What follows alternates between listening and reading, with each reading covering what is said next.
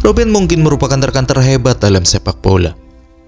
Siapapun yang bermain bersamanya pasti akan dipaksa bersinar 2 kali lebih terang. Berkat hal ini, baik Schneider maupun Ribéry hampir berhasil melengsarkan dominasi Messi dan Ronaldo yang hebat di Ballon d'Or. Namun, bukan berarti ia membantu rekan-rekan setimnya dengan merugikan permainannya sendiri. Dia adalah seorang pemain yang ajaib, seorang pemain sandiwara yang hebat. Bruce Lee pernah berkata, "Saya tidak takut pada orang yang telah berlatih 1000 tendangan 1 kali. Saya takut pada orang yang telah berlatih 1 tendangan 1000 kali."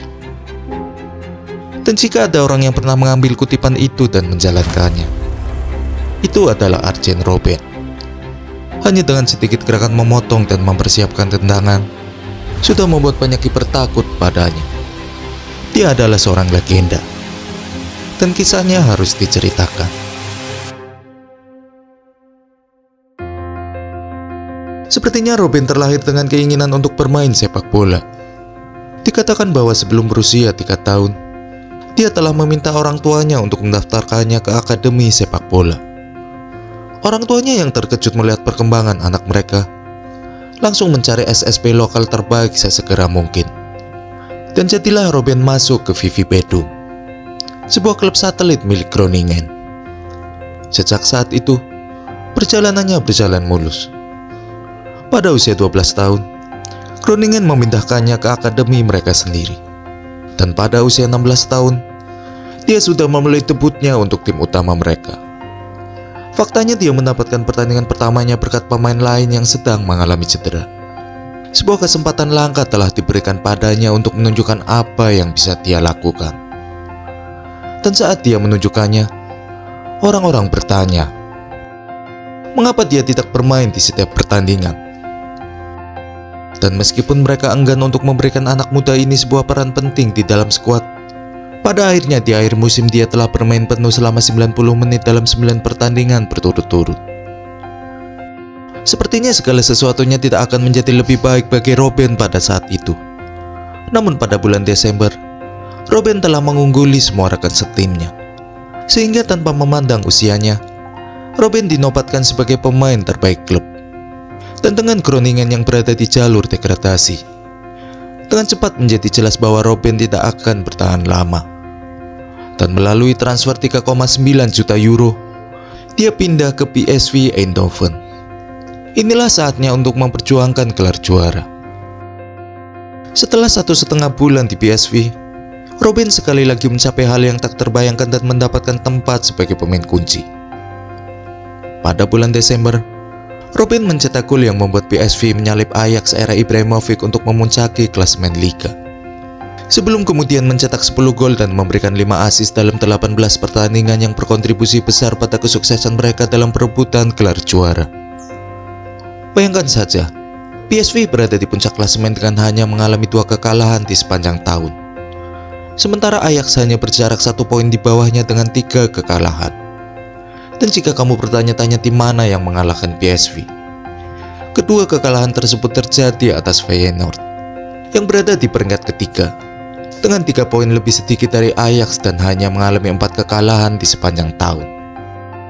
Ketika musim yang luar biasa itu berakhir, penghargaan pemain terbaik klub seharusnya diberikan kepada Mateja Kezman yang telah mencetak 35 gol di Liga, atau tentu saja Arjen Robben yang secara bersama-sama dijuluki oleh para penggemar sebagai Batman dan Robin. Namun karena begitu banyak kekaguman terhadap kedua pemain tersebut, mereka memutuskan untuk memberikan penghargaan tersebut kepada keduanya. Demikian pula juga Liga yang memberikan penghargaan pemain terbaik kepada Kezman dan memberikan penghargaan pemain paling berbakat kepada Robben. Terlepas dari itu, sungguh mengesankan bagaimana Robben telah meraih hampir semua penghargaan yang tersedia baginya sejak musim debutnya. Di tahun keduanya bersama PSV, tim ini kembali bersaing memperebutkan gelar juara dengan Ajax. Namun dengan 12 pertandingan tersisa, Robben mengalami cedera dan terpaksa melewatkan hampir semua pertandingan yang tersisa di musim itu. Dan tanpa dirinya, PSV gagal mempertahankan gelar juara. Namun hal ini tidak menghentikan sebagian besar klub-klub top Eropa untuk mencoba merekrutnya. Bahkan sebelum cedera, Alex Ferguson yang hebat telah melakukan sebuah upaya. Robin bahkan terbang ke Inggris untuk menemuinya. Tetapi begitu PSV menyadari bahwa ia tidak akan bergeming dengan tawaran 7 juta pound sterling, ketua mereka benar-benar mengatakan kepada Ferguson bahwa 7 juta pound sterling tidak akan mampu untuk memberi jersey yang telah ditandatangani oleh Robin. Mereka terbukti benar. Chelsea asuhan Mourinho menukik dan menawarkan 18 juta untuk sang pemain, membuat tawaran-tawaran lain gagal dan mengamankan transfernya. Oh iya, mereka bahkan menebus promo dengan tambahan 8 juta lagi untuk membawa Cashman datang bersama Robin. Kelihatannya seperti sebuah kesepakatan yang bagus, bukan? Namun sebelum itu, tibalah waktunya untuk Euro 2004. Dalam debutnya di turnamen besar di Eropa, Robin berhasil membuat 2 assist dalam 19 menit pertama. Dengan cepat mengukuhkan posisinya di tim meskipun mereka harus tersingkir di semifinal dari tuan rumah Portugal. Di Chelsea, segalanya dimulai dengan sangat buruk bagi Robin. Tepat di pramusim, dia mengalami cedera yang membuatnya harus absen selama beberapa bulan. Namun begitu dia kembali, Robin langsung tampil luar biasa. Mencetak gol dalam 4 pertandingan pertama di bulan November, mengemas 2 assist, dan kemudian memenangkan penghargaan pemain terbaik bulan itu. Selama sisa tahun itu, dia rata-rata mencetak 1 gol atau assist setiap 95 menit. Dan meskipun harus mengalami cedera parah yang lainnya, dia berhasil memenangkan Liga Premier dan masuk nominasi pemain muda terbaik. Namun kalah dari Wayne Rooney, di mana Robin finish di urutan keempat. Musim keduanya mungkin kurang berkesan karena cedera. Tetapi hal itu tertutup oleh sorotan utama yang tentu saja Chelsea menggandakan gelar liga mereka. Piala Dunia pertamanya terjadi pada musim panas. Dan meskipun Robin sangat bersinar sebagai pemain terbaik di 2 pertandingan pertamanya, pada pertandingan ketiga dia sudah tersingkir. Di tahun 2007, dia masih berjuang keras dengan cedera. Sedemikian rupa sehingga mulai membuat Mourinho menjadi kesal, yang kemudian mengatakan bahwa kadang-kadang dia lupa bahwa Robin masih bagian dari skuad.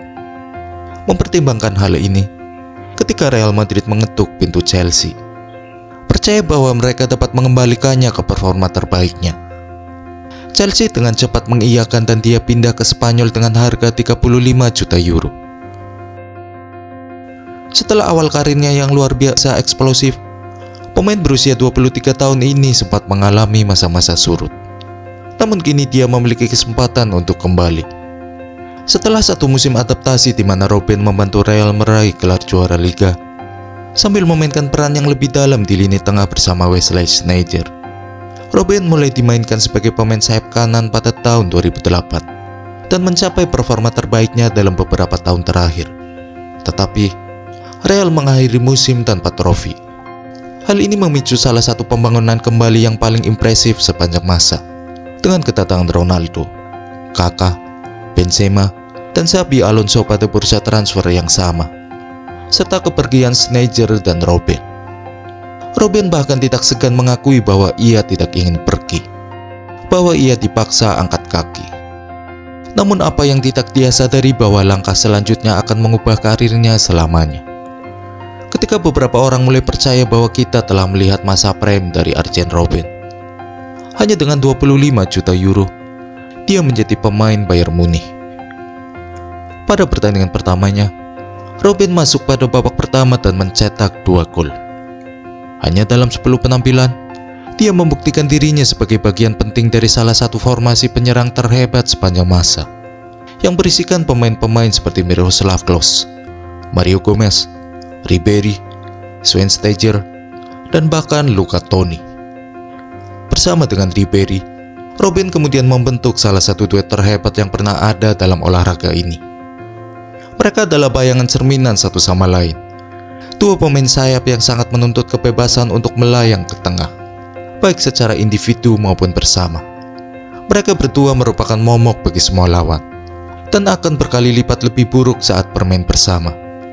Jika sebagian besar duet hebat lainnya harus berjabat tangan agar dapat bermain bersama, Ribéry memiliki hubungan yang jauh berbeda. Hanya sebuah tatapan pengakuan akan kehebatan satu sama lain. Tatapan yang berbisik, "Saya tahu kamu akan berada di sana ketika saya tidak ada." Segera setelah Robben mengamankan posisinya di starting 11, dia melanjutkan performa gemilangnya dengan mencetak 18 gol dan 5 assist dalam 19 pertandingan, termasuk 2 gol ke gawang Fiorentina. Salah satunya adalah gol tandang yang menentukan, serta gol tandang lainnya ke gawang Manchester United yang sekali lagi menjadi penentu kemenangan, dan juga satu-satunya gol di leg pertama melawan Lyon. Robben telah menjadi kunci utama membawa Bayern ke final UCL. Dan dalam perjalanannya, ia bahkan berhasil membantu mereka meraih ganda domestik serta dinobatkan sebagai pemain terbaik di liga. Namun untuk dapat meraih treble winner dalam waktu kurang dari 1 tahun, Robben harus mengalahkan Inter Milan. Dan tentu saja, rekan abadinya, Wesley Sneijder. Namun, dengan penampilan hebat dari Diego Milito, mungkin ini bukanlah tahun di mana dia akan meraih treble yang menjadi mitos tersebut. Di musim panas, dia akan mengalami salah satu puncak tertinggi dalam karirnya. Jika sebelumnya Sneijder yang menjadi aktor utama, kini hal tersebut telah berlalu dan di Piala Dunia nanti mereka akan menjadi duet yang harus diperhatikan. Sayangnya, setelah mengalami cedera di pertandingan persahabatan terakhir sebelum turnamen, Robben harus absen di 2 pertandingan pertama. Namun di pertandingan terakhir penyisihan grup, Robben menjadi penentu, masuk dari bangku cadangan di menit-menit akhir untuk membantu terciptanya gol kemenangan. Kemudian mereka mengalahkan Slovakia di babak 16 besar dengan 1 gol dari Robben dan 1 gol lagi dari Sneijder. Di babak perempat final, sebuah pertandingan sulit terjadi saat mereka bersua dengan Brasil. Itu menjadi lebih sulit lagi setelah mereka kebobolan dalam waktu 10 menit pertama. Tetapi dengan 2 gol dari Sneijder, sudah cukup untuk membawa mereka ke babak semifinal di mana mereka mengalahkan Uruguay dengan skor 3-2 dengan gol yang menentukan datang dari Arjen Robben. Dan di final, mereka menghadapi timnas Spanyol yang sangat kuat, sebuah tim yang dipenuhi dengan pemain berbakat dan lebih lapar dari sebelumnya. Namun Belanda tetap mampu menahan mereka selama 115 menit. Sebelum akhirnya kebobolan tak lama setelah bermain dengan 10 pemain setelah John Heitinga mendapat kartu merah, yang membuat mereka harus kehilangan trofi Piala Dunia. Terlepas dari itu, penampilan Robben telah menjadi sasaran pujian besar-besaran. Semua orang berada di sisinya, apalagi dengan fakta bahwa dia baru saja kalah di final Liga Champions dan Piala Dunia di tahun yang sama. Ketika tiba di Bayern, Robben telah dipastikan tidak dapat bermain karena cedera, sampai-sampai klub harus membuatnya absen di paruh pertama musim, sehingga menyebabkan klub mencoba untuk menggugat timnas Belanda, mengingat mereka telah sembrono mengizinkannya untuk bermain dalam kondisi yang kurang fit. Cedera ini juga berdampak besar pada posisi Robben di Ballon d'Or. Di tahun di mana dia sebenarnya bisa menjadi pesaing serius untuk mendapatkan tempat di podium, namun akhirnya hanya berada di urutan ke-14. Setelah pulih dari cedera, Robben mencatatkan beberapa angka yang luar biasa. Kalian harus melihat statistiknya. Benar-benar hal yang menakutkan. 18 pertandingan, 13 gol, 13 assist. Meskipun tidak bisa bermain penuh selama 90 menit dalam beberapa pertandingan, dia secara harfiah mencatatkan rata-rata 1 gol atau assist setiap 51 menit di sisa musim liga. Mencetak gol atau assist di setiap pertandingan liga kecuali 2 pertandingan. Dan itu benar-benar menyelamatkan Bayern, yang berada di peringkat kelima saat dia kembali, dan entah bagaimana tetap bisa lolos ke Liga Champions. Robben kemudian berangkat ke Euro 2012 hanya untuk mendapatkan 3 kekalahan beruntun yang mengejutkan. Setelah kembali ke Jerman, dia menjalani setengah musim yang penuh dengan cedera. Jelas ada alasan mengapa orang-orang menjulukinya si kaki kaca. Namun sekitar bulan Maret, Robben kembali tampil gemilang, mencetak 9 gol dan 5 assist dalam 6 pertandingan, dan sangat berpengaruh dalam perjalanan Bayern di Liga Champions. Juga yang pertama melakukan salah satu penghancuran terbesar dalam sejarah Liga Champions, setelah menghancurkan Basel 7 gol tanpa balas di babak 16 besar, dengan Robben terlibat dalam 3 gol. Sebelum kemudian mencetak 1 gol dan 1 assist ketika mereka mengalahkan Marseille 2 gol tanpa balas, lalu mencetak gol tandang ke gawang Real yang membawa mereka ke babak adu penalti dan meloloskan ke babak final. Selama beberapa minggu berikutnya, mereka akhirnya kalah di Bundesliga dari Dortmund, dan kemudian kalah di Piala Liga juga, sebelum tiba di final Liga Champions sebagai favorit utama. Namun dikalahkan oleh Chelsea dan akhirnya menjadi runner-up di semua kompetisi yang ada. Hal tersebut pasti sangat menyakitkan. Namun hal tersebut pasti membangunkan sesuatu dalam diri Robben, dan sejujurnya dalam diri setiap pemain dalam skuad Bayern. Karena pada tahun berikutnya, mereka akan mengambilnya lebih dari itu. Jadi bersiaplah untuk sebuah statistik yang luar biasa. Selama 10 bulan di musim 2012-2013, Robben bermain dalam 31 pertandingan. Dia memenangkan 29 diantaranya, 2 kali kalah, 13 gol, dan 13 assist, 1 gol setiap 85 menit. Di Liga, Bayern mengoleksi 91 poin, 25 poin lebih banyak dari Dortmund yang berada di posisi kedua. Di Piala, sama sekali tidak terkalahkan. 18 gol berhasil dicetak, 3 kebobolan, dengan 2 diantaranya terjadi di final. Di Piala Super, mereka juga memenangkannya. Kemudian tentu saja Liga Champions. 1 kali kalah dari Arsenal, namun kemudian menang 4-0 dari Juventus. Menang 7-0 dari Barcelona dengan Robben mencetak 2 gol. Dan di final menang 2-1 atas Dortmund dengan Robben memberikan assist di gol pertama. Dan kemudian mencetak gol kemenangan di menit akhir pertandingan. Sejak saat itu, tentu saja tidak ada kebobolan di Piala Dunia antar klub. Semuanya menang. Dan akhirnya, di Piala Super Eropa, mereka hampir saja takluk di tangan Chelsea. Namun melalui adu penalti, mereka berhasil menuntaskannya. Dari bulan Mei hingga Desember 2013, 6 trofi dimenangkan. Karena treble hanya untuk anak kecil. Pada saat Ballon d'Or tiba, tentu saja Robben sedang mengalami cedera. Dan di samping itu, ada juga fakta bahwa Ribéry, yang selalu bertarung dengan Sneijder untuk merebutkan gelar sebagai rekan terhebat dari Robben, telah mengungguli dirinya di mata banyak orang. Namun Robben berhasil finish di posisi ke-8, yang terbaik dalam karirnya hingga saat itu. Dan dengan usianya yang telah menginjak 30 tahun, tidak ada banyak harapan bahwa dia akan mengungguli hal tersebut, terutama dengan raihan trofi seperti itu. Akan tetapi, tepat pada tahun berikutnya, dia berhasil mencetak 21 gol dan 17 assist yang mengagumkan. Terlepas dari kenyataan bahwa separuh waktu dia tidak bermain selama 90 menit. Di Liga Champions, Robben bahkan lebih luar biasa lagi, menjadi pemberi assist terbanyak di kompetisi ini, dan terlibat setidaknya 2 gol ke gawang semua tim yang dihadapinya hingga babak semifinal. Kecuali Arsenal. Siapa yang tahu apa yang dapat dia lakukan seandainya Bayern tidak dihancurkan dengan skor 5-0 oleh Real Madrid saat itu. Namun sekali lagi, mereka meraih gelar Piala dan Bundesliga. Dan Robben terbang untuk bermain di Piala Dunia 2014, di mana dia memulai dengan luar biasa dengan 3 gol dan 1 assist di babak penyisihan grup.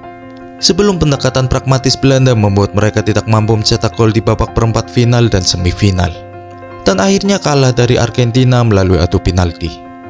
Meskipun Belanda berhasil meraih posisi ketiga setelah mengalahkan Brasil yang sedang mengalami penurunan semangat.